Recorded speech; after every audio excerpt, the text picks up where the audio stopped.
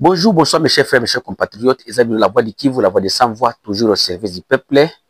Et l'autre, vous allez le 6 novembre 2025, vous allez jeudi. Et tout est pour tout sa situation sécurité au Kolikanakati Bukanabiso. Précisément, au Bandéna, dans la province de Nabiso à Sud Kivu Awa. La situation n'est pas bonne, il y a des affrontements. Et l'autre, quoi, Sabino.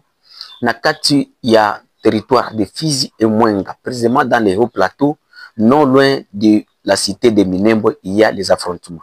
Comme vous le savez, avant-hier, la communauté Banyamulenge, basala qui marche à la bango na kati Minembwe, kosinga keno bazo ko dénoncer ba Burundi ba yoko position zo ko interdire bango ko s'approvisionner biloko ya kolia ba mungwa ba sucre na kati ya Minembwe bazo ko souffrir basala ki banini na kati ya communauté internationale ba plaidoyer na bango ko sala marche dans la cité de Minembwe. Nous avons se préparer alors pour attaquer la position sur Oyo, ya FRDC, na Bazalendo, na Katiao et moyen plateau du territoire de Fizi, Uvira et Mwenga. À l'heure où nous vous disons, depuis hier, mercredi le 5 novembre 2025, na Katia cité, na Katia village ya Bilalombili, non loin de cité de Mienge, na Katia territoire de Mwenga, et si ka position Bazalendo Zali, bazwaki attaque au taki pa ya M23 Turwaneho, bayaki ko attaquer pour que batala ndenge ko kifungula banzela wana. Alors, tango bayaki lobby, ba M23 bazalaki repoussé par les militaires, les Wazalendo, oyo bazali konzamana ye moko, le général Kakobanya, abetaki bango bazonga kisima. Tango ya lelo, Banyamulenge ba M23 Turwaneho, bakei ko attaquer position FRDC précisément à Toetoe. Bamususu basenga balobaka Toetoe, mais na kati ya prononciation ya monoko ya Kibembe ezalaka Toetoe. Ezali toujours na kati ya secteur du Tombwe, na kati ya territoire de Mwenga, mais c'est à la limite entre le territoire de Mwenga et le territoire de Fizi. Alors, à l'heure où nous vous disons, na tongo lelo déjà tout de information que ba M23 Turwaneho bazu déjà contrôle ya village ya Toetoe na kati yao et moyen plateau, et puis que le commandant Oyazaki en fonction na kati ya village ya Toetoe akufi na auti kokufa na kati ya affrontement. Alors, selon nos informations sur les lignes de front, donc ezalaki attaque moko oyo basibla ki ba position FARDC oyo pour que commandant zaki na tente ya côté lema bakutaki non azalaki donc ezalaki attaque moko ezalaki ba se préparer ki na ngote. Alors mais ko se préparer na ngoza imprudence parce que lobby nde bato ya nani ya Bilalombili bazwaki attaque. Alors Bilalombili na Toetoe ezali presque place moko. Donc, ils allaient qu'à village, ils ont presque place moko. Alors, avec la chute des villages de Toetoe, déjà, place autobien à point zéro, ils ont en danger et moyen plateau est commis en danger et c'est autobien à Mtambala. Alors, comment est commis en danger? Parce que Kobima Toetoe, pour que au commun à point zéro, ils ont moussikaté. C'est moins même de 5 km.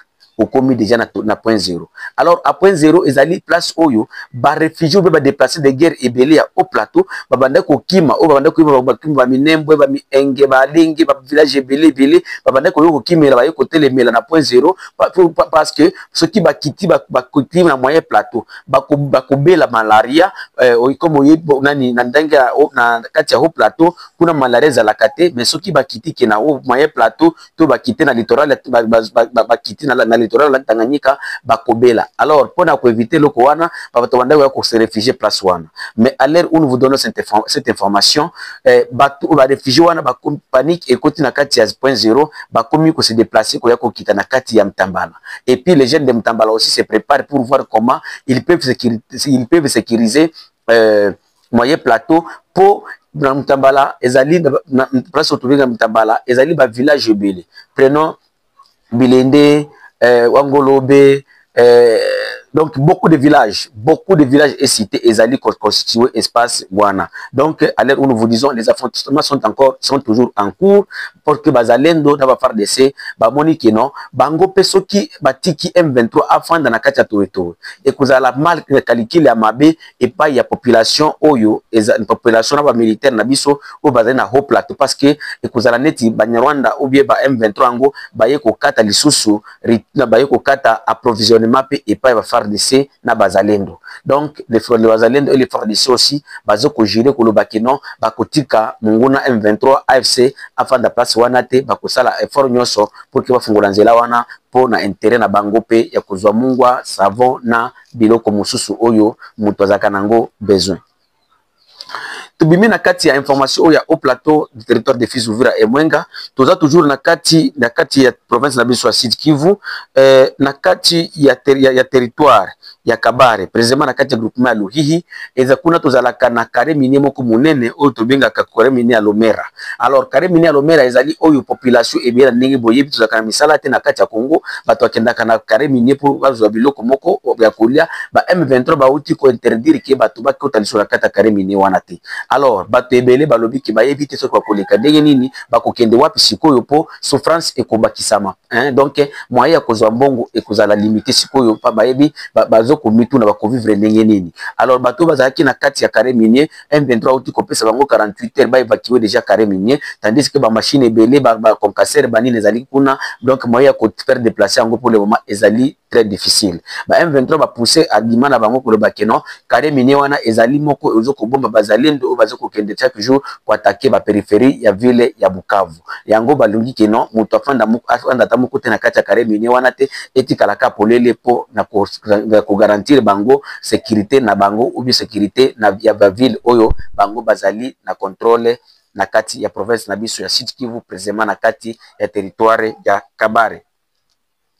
Tobimi na kati ya province ya Sud Kivu tokimbala moko na kati ya province ya Nord Kivu. Mes chers frères, mes chers compatriotes, population congolaise ozo kufanda na kati ya Bukombo, na kati ya Bambo na Bukombo bazali kolela mingi souffrance oyo bazo kozwa pour le moment pona kozanga biloko ya kolia.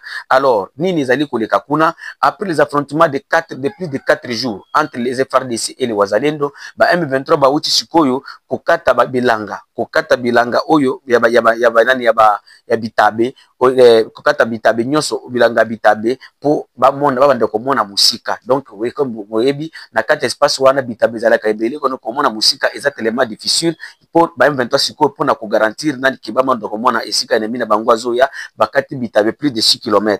Alors population oyo ezali na kati ya axe ya kobima Bambo kokende Kishishe kokende Kibirizi ba interdire bango ke bakuta bakende na kati ya bilanga te po ba différencier mzalendo azanani na population bazali banani. Population oyo pe bazali na kati ya axe kubima Bambo kokende Mushabambu na ukatiru bango pe ba interdire bango kokende bilanga et puis bakati ba bilanga nyonso wana oyo banda kosunga population congolaise dans cet espace yango pande kotosengi to sali cri d'alarme ba humanitaire boko kiko kende na espace wana te botala nene boko kiko sunga population congolaise na po souffrance eleki makasi.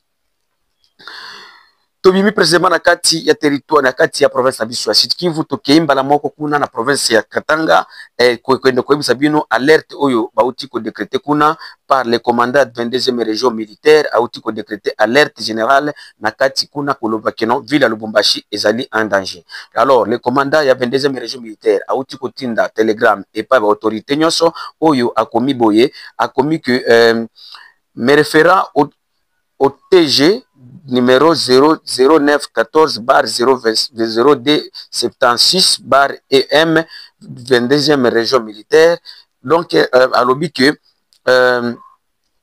22e région militaire respectua TG secret numéro 1/017203 oyo balobi que non tokende tokotanga ngonyo sauté pour na quelques secrets balobi que non vous transmettre information et pas ya ba consignos oyo bazali na kati ya ville ya na kati ya province ya Haut-Katanga na Katanga Mobimba alobi que non alliance moko oyo ezali nommé na kombo ya Alliance pour la libération du Katanga en sigle ALK aide nani oyo bazali ko planifier comment ba opération ko attaquer ville ya Lubumbashi na province Mobimba ya Grand Katanga. Cible na bango et bazo ko viser camp militaire na ka ba policier ba dépôt d'armement aéroport bâtiment administratif axe routier des prisons ba axe route ya ba route oyo zali na kati ya ville ya Lubumbashi na Grand Katanga Mobimba bazo ko viser pe ba prison na parmi ATV récente du motivation, sensibilisation, autre et subjective activée dans l'espace Grand Katanga. Intention à Bango, ezali ke batala ndenge ni bakoya koya kuzwa nini wana. Alors, ces gens-là, ils se regroupent la quatre ville, il y a pays voisins, donc la Zambie, dont la ville de Ndola et de la ville de Chingola. Nde esika bazali ko planifier comment bakwatake ville ya Lubumbashi. Yabande ko tosukeli wana lelo meto koya moko to ya ko pisa bino pe ba suite ou bien évolution ya bitumba ozo kolika na kati ya e moyen plateau na kati ya territoire na biso ya Mwenga et Fizi ondenge ntokoya ko ebisa bino eleki ndenge nini parce que biso nyonso tozana no préoccupé matoyi na biso ezali kuna likolo na kati ya bangomba ya o et moyen plateau du territoire de Fizi Uvira et Mwenga. Numéro de biso zawana eza plus de 143 85 88 08 330 eza la voix du Kivu, la voix des sans voix, toujours au service du peuple. Merci.